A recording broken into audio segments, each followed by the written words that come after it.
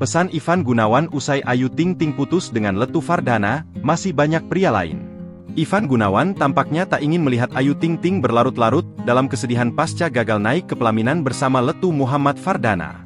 Sebagai seorang sahabat, Ivan Gunawan hanya bisa mendoakan kepada wanita yang juga sempat dikabarkan menjalin kedekatan khususnya itu. Ivan Gunawan yang akrab disapa Igun itu, hanya bisa mengingatkan bahwa masih banyak pria lain di dunia. Ia meyakini masih banyak pria lain di dunia ini yang ingin menikahi pelantun lagu Sambalado itu. Masih banyak laki-laki lain di dunia ini, ujar Igun. Di sisi lain, Ivan tidak mau banyak berkomentar namun ia meminta sang pedangdut untuk tidak menyerah dalam mencari pasangan hidup. Jangan menyerah, tandas Igun lagi. Seperti diketahui, Ayu Ting Ting membenarkan hubungannya telah kandas dengan Letu Muhammad Fardana sejak 22 Juni 2024. Hal ini pun menjadi kegagalan kedua kali bagi Ayu Ting Ting dalam membangun hubungan asmara dengan seseorang.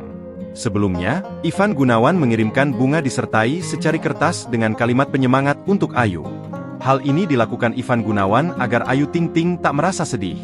Dalam tulisannya, Igun mengaku akan selalu berada di sisi Ayu Ting Ting.